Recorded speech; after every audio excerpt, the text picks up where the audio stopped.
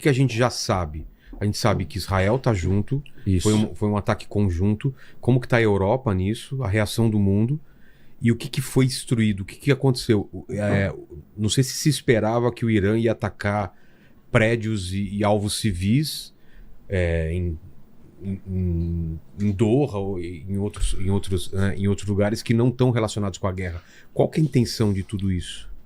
Por que o Irã atacou os outros países árabes e do Golfo? Porque, por duas razões. Primeiro, eles são aliados dos Estados Unidos. Eles têm bases americanas no seu território. E são amigos e aliados. E segundo, porque se ele provocar um pânico nesses países, esses países vão colocar pressão nos Estados Unidos para acabar com a guerra. Entendi. Então ele está contando com medo deles, e é isso que ele está fazendo. Dubai, Doha, Kuwait, Iraque, Jordânia, Bahrein, Catar, até Oman. Mas não tem o lado negativo também de alguns países que eram mais neutros se virarem definitivamente contra o Irã, ou já eram contra o Irã? Já eram contra, mas não queriam. Eles tinham uma certa resistência. Não vai usar minha base para lançar ataque direto ao Irã. Eles colocaram uma série de restrições. O ataque não aconteceu em janeiro porque eles colocaram pressão. Falaram, não, a gente não queremos que ataque. Não queremos guerra aqui. Agora eles estão num impasse. Tem sinalizado neste momento que eles estão estão irritados com o Irã e querem retaliar. Mas eles podem mudar de ideia a qualquer momento. Eu já vi várias notícias diversas. Agora os países árabes vão entrar. E já ouvi outra movimentação dizendo eles estão pressionando o Trump para chegar num acordo e num cessar-fogo e parar com a guerra logo.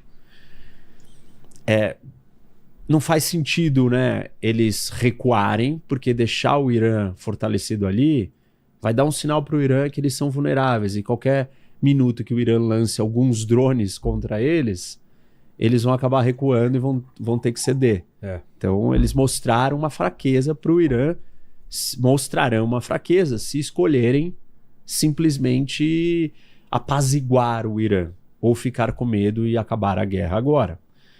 Por outro lado, a retaliação iraniana está causando um monte de impactos em todos esses países, principalmente os do Golfo, porque eles são um hub de logística, eles dependem da aviação, do comércio marítimo, das exportações de petróleo, de gás natural. Tudo isso está sendo impactado com o fechamento do estreito. Tudo isso está sendo impactado com todas as coisas que o Irã está danificando.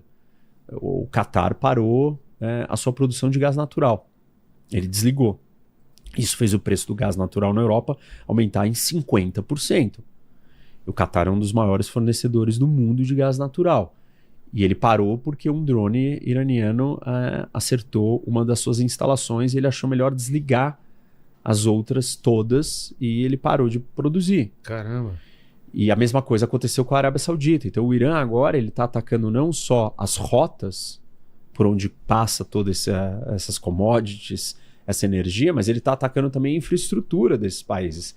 Então esses países estão perdendo muito. Então, eles perdem com o turismo, as companhias aéreas deles todas estão paralisadas, agora os voos começaram a voltar, alguns poucos, e perdem com a sua principal fonte de receita, que é o petróleo e o gás natural, né?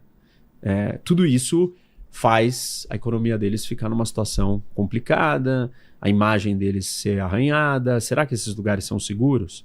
Será que Dubai é seguro? Será que o Catar, Abu Dhabi, todos esses lugares são seguros agora? Tá todo mundo questionando isso, porque tá todo mundo experimentando. A gente já tá assistindo os vídeos, hotéis sendo atacados, um monte de coisa. Então, nesse sentido, o Irã está tentando usar eles como uma forma. Por outro lado, a gente está vendo outros países também se mobilizando e falando, se essa retaliação indiscriminada do Irã, né, contra todo mundo, isso não é aceitável. Então os europeus também estão dizendo que vão apoiar o conflito porque o Chipre foi atacado, que faz parte da União Europeia. Então atacou um território europeu. Os europeus então estão dizendo, pode usar nossas bases, estamos aqui, estamos dispostos a participar e ajudar a fazer o Irã parar. Conforme o Irã avança na tentativa de fechamento total do Estreito de Hormuz, aí sim nós vamos entender o quanto que os outros países vão ficar incomodados. Porque aí vai afetar muito a economia. Vai. É estranho que o preço do barril do petróleo ainda não tenha explodido. Porque quando a Rússia invadiu a Ucrânia, o preço do barril chegou a 130, 140. E naquele momento, né, sem o petróleo, nós estamos falando de uma retirada de por volta de 5 milhões de barris de petróleo do mercado. Hoje, com o fechamento como está, tanto da produção de gás quanto de petróleo e de todos esses países combinados, porque são muitos países ali até... o mapa tá ali. Emirados Árabes ali, Catar, Bahrein, Kuwait, Arábia Saudita, Iraque.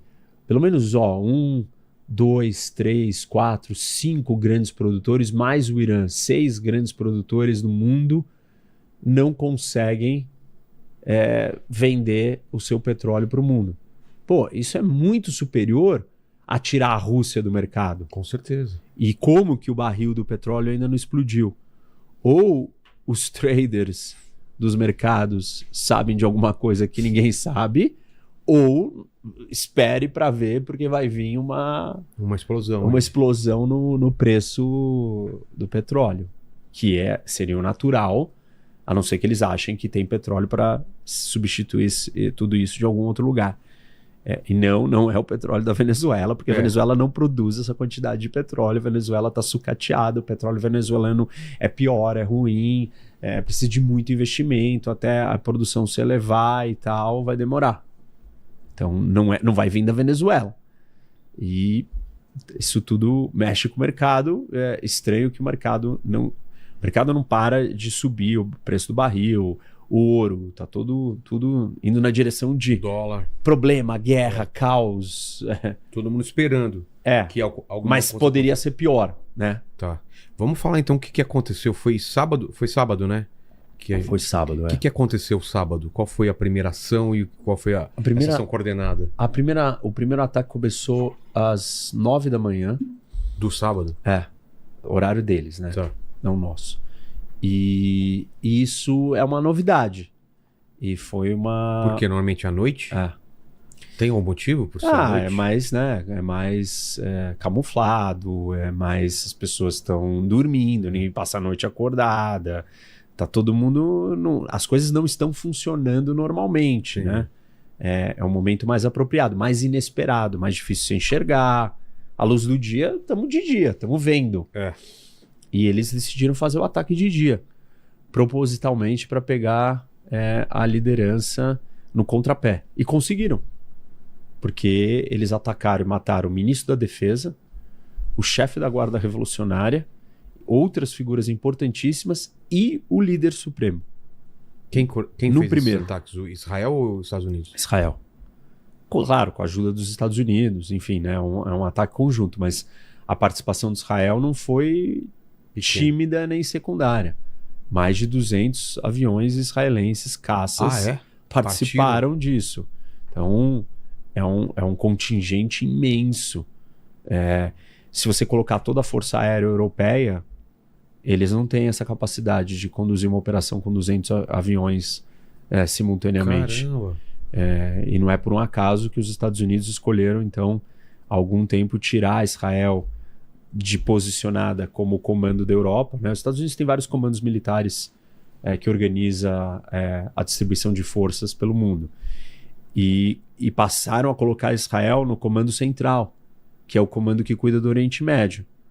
Para os Estados Unidos contar com uma força dessa, com um apoio desse, e não é só Israel, tem todos os outros. Os Estados Unidos têm base na Jordânia, base no Iraque, base no Kuwait, base na Arábia Saudita, base da 5ª Frota Americana no Bahrein,